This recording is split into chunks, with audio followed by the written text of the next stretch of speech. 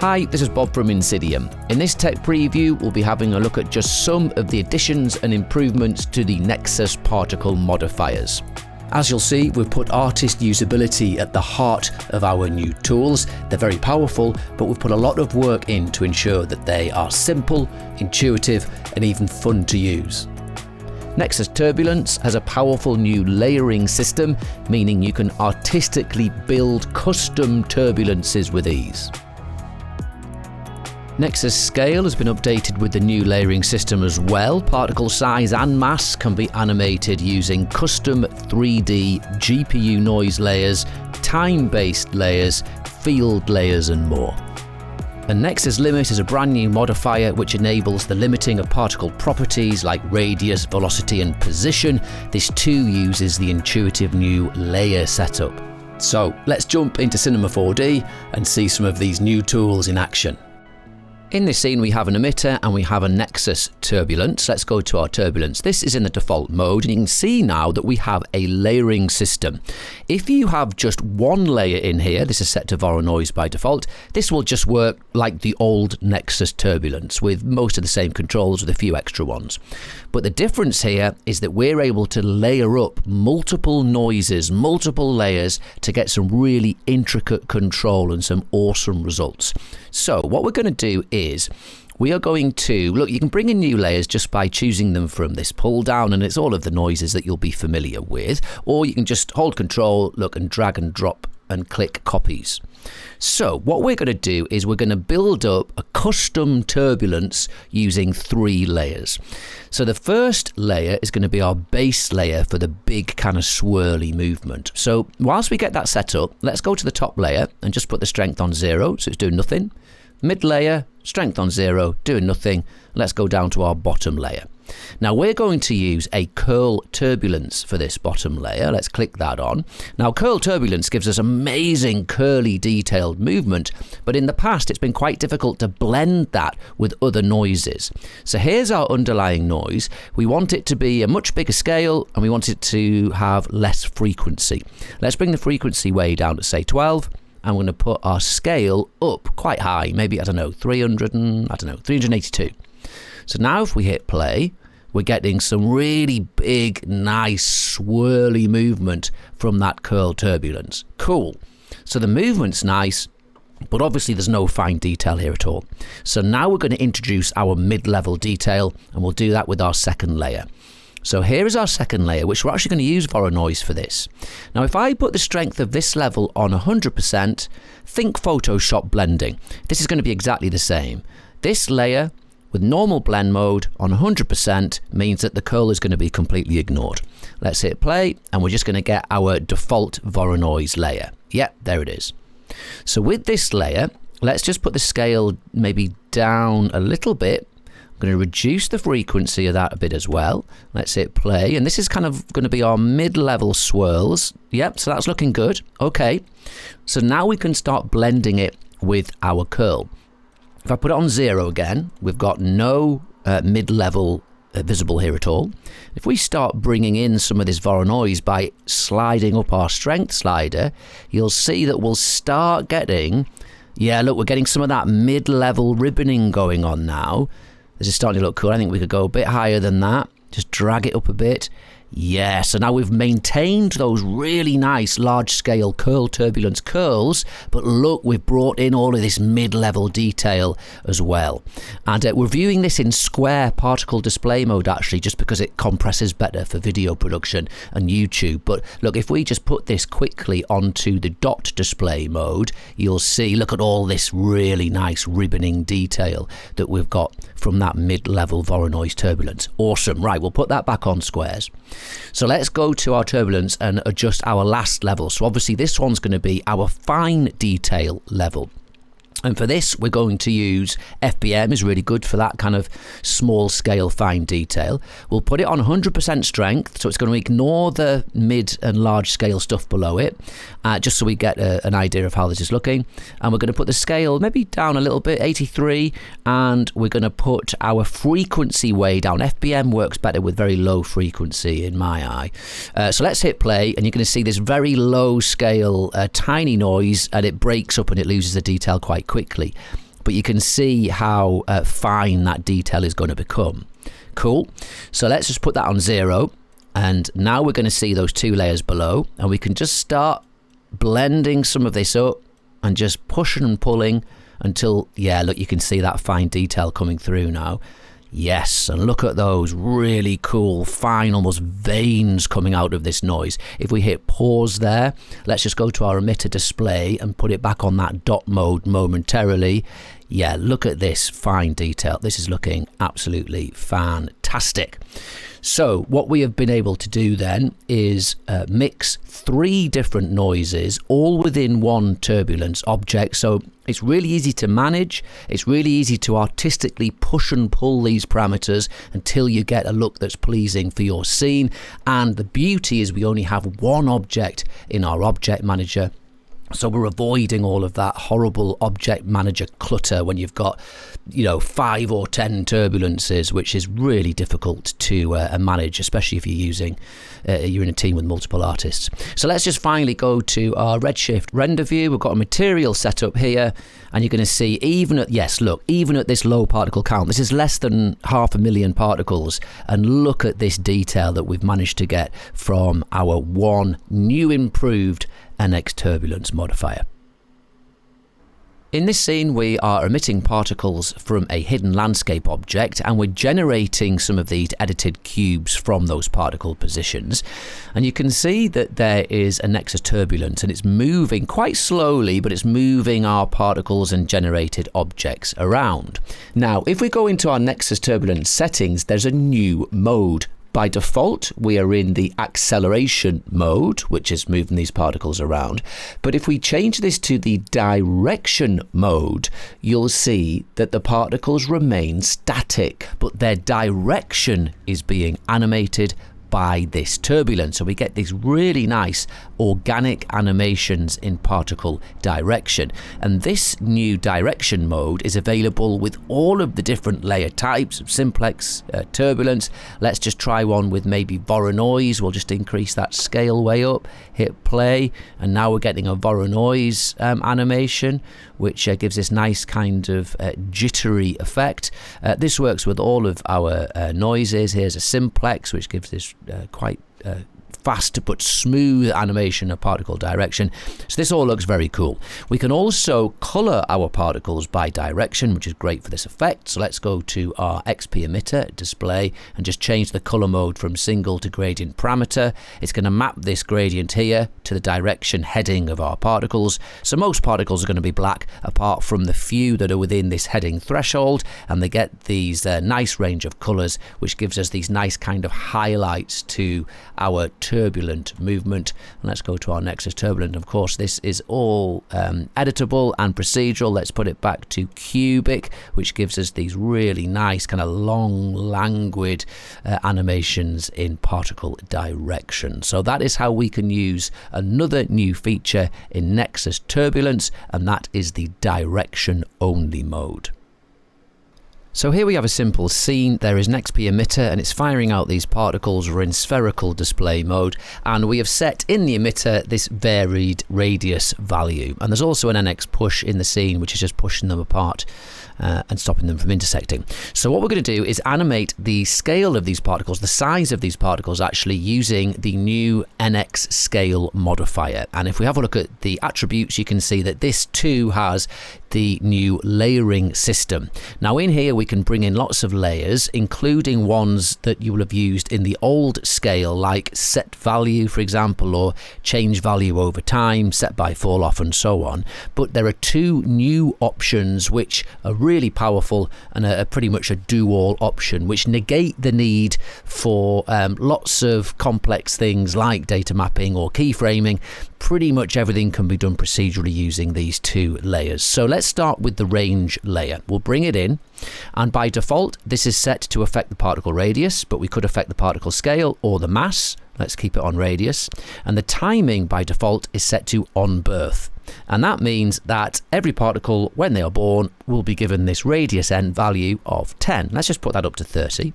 Hit play, and now the radius that was set in the emitter has been overridden, and now every particle is born with a radius of 30. We can increase this variation and now we have varied particle radius. That's looking great, and that's all pretty self-explanatory. Let's change the timing mode though, because this is when this layer really comes to life. We're going to change this to particle age, and on particle age mode we still have radius end, and it's set to 30 as it was. Let's just take the variation off. But we also have a radius start with variation, and we have this start time and end time set to 0 and 60 frames. So what this is saying is particles are born with the start radius, and over 60 frames grow up to the end radius. And the rate at which they change is controlled via this ease curve, and we can change that to a linear curve, for example, so we get linear animation between those two radius values. We could flip this so they start with a value of 30 and scale down over that 60 frames. We can do whatever you want with this graph. Look, if we put one in the middle, we're going to get them to scale up then down over 60 frames. And then we have these clamping modes. So by default it's set to clamp, which means it'll only animate within the start and end time. But if we put it on repeat, it'll just keep repeating that after 60 frames. So we get this animating on and off of our particles, which is cool. Let's just get rid of this middle knot for a minute. Put it back to a linear curve. In continue, it will scale up over the time period, 60 frames in this instance, and then it'll continue growing at that rate for the rest of the scene. So that's cool as well. Let's just put our curve back in, and we'll put it back on repeat. So there is our particles, and the radius is animating over 60 frames. Now of course we've got our variation values as well, so we can add variation to both the end and the start times, but also we can add variation to the time at which it happens. So if we take the variation off the size but just do it on the time, you'll see that obviously we're getting them scaling up and down.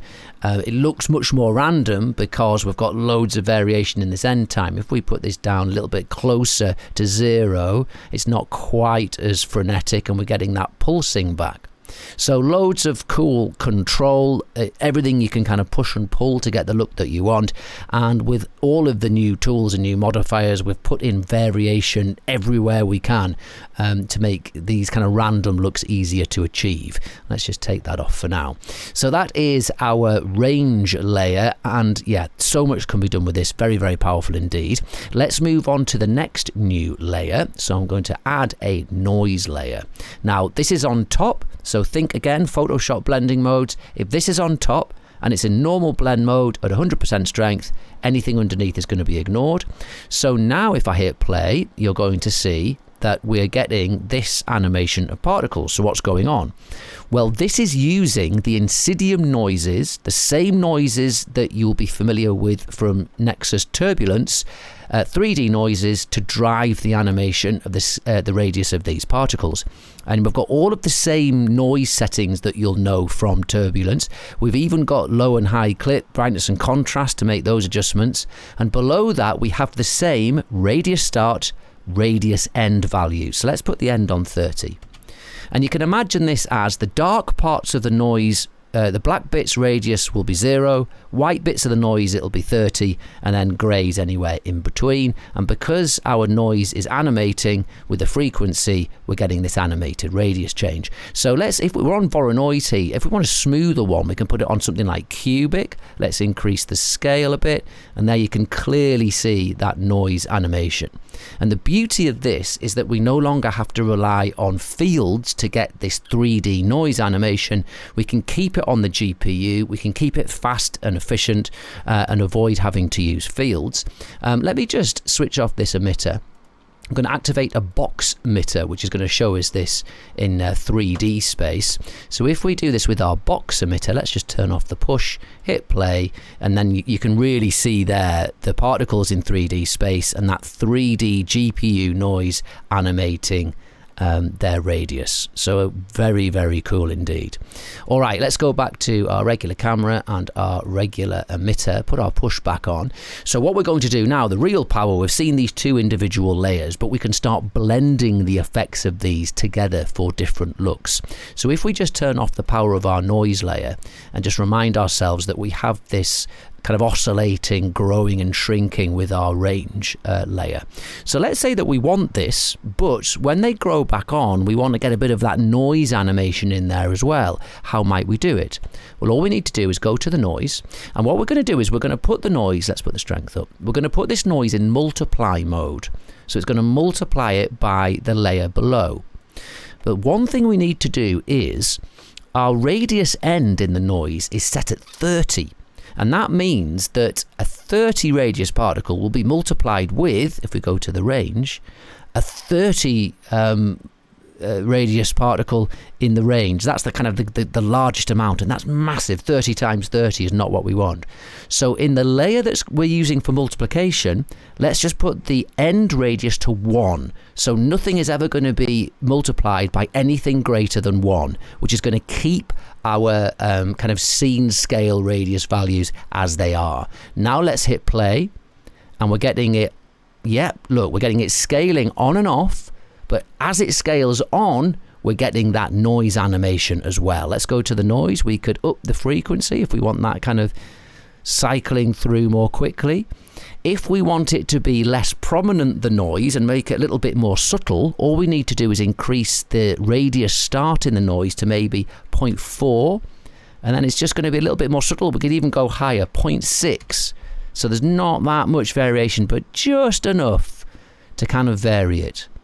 Really, really cool. So that is just one very simple example of how we can blend together two of these scaling layers for different procedural effects. And as you can see, it's all really easy to navigate, really easy to just kind of push and pull until you get the look that you want. And it has that real added benefit of only having one object in the object manager, so we avoid that awful object manager clutter when you've got loads of objects in here. Trying to make adjustments with a scene like that is just a nightmare. So that is our brilliant scale modifier in a very simple scene. Now we're going to move into a much more complex scene using a scale, but also demonstrating one of the other new modifiers coming soon. In this scene we have some scaling going on then. We've got an nxScale using a noise layer to scale the radius of these particles. If we have a look, we've also got a push that's pushing them apart. If we come out of this top-down camera to a side-on view, you can see that even though we have a flat emitter, this becomes a three-dimensional push. And what we want to do is limit the movement of these particles so they can't go up and down on this y-axis. We want to limit it to the plane. Now previously we had to do this via doing a few NeXus questions to limit the velocity and the speed of the particles, but now we have got a fantastic new tool that can do this much more effectively and much more easily. So nxLimit is another, as you can see, another layer-based tool, and we're able to limit the particle behavior, all of these different properties. Look, velocity, position, scale, rotation, speed. So what we want to do is a position limit on this scene to prevent them from moving up and down on that y-axis. So let's bring in a position limit layer. And here what we're going to do, let's put our coordinates on the world coordinates for now, and we want to restrict the particles movement on the y-axis. So we want this y restriction, and what we can do, because we don't want them to move at all, we can just add there's various different restrictions. Let's just add a fixed position restriction, and this is saying that all particles will be fixed at world 0. So now if we hit play, you're going to see that the animation looks different. And if we come to that side-on view again, you'll see that, yes, look, the particles have no y movement. Their y position is fixed at world 0. Excellent. So now that we've got that, let's just make a couple of adjustments. We're going to go to our emitter. Let's go to the display tab. We're going to change this to a display that doesn't show the radius. So let's put this in squares mode. And then we're going to go to our emission tab, and we're going to up the birth rate. It's on 2000. Let's put it on 20,000 per second. And now we have something that looks like this. And we get this really cool kind of noisy animation. It almost looks like a fluid-like motion, doesn't it? And this is just the particles scaling with the noise, and that's influencing how they are pushing each other apart. So that is pretty cool. But there's more that we can do with our limit. Let's go back to our NeXus limit. So what we're also able to do is restrict the position of these particles on both the X and the Z axes as well. But if we put them all the same as the Y, fixed at 0, they'd all just be at world origin and have no movement at all. So what we need to do is do something a bit more different. So let's go to our X restriction, and instead of doing the fixed, let's put them in a range. So the position can have a range of, let's just say the minimum, it can be minus 200 centimeters, and the maximum 200 centimeters. And now we will have restricted that X position. So yes, look, they're able to move and we're getting that animation, but we're restricting them within that X position range. And if we add a little bit of variation to those, it'll kind of blur those edges a little more. Very cool indeed. Let's do the same thing on our Z restriction. We'll go and put a range in there, and let's put minus 200 and 200 on the Z. I'm just going to take off that variation for now as well so we can see. So now we have confined that position within this almost box shape, and that's looking very cool.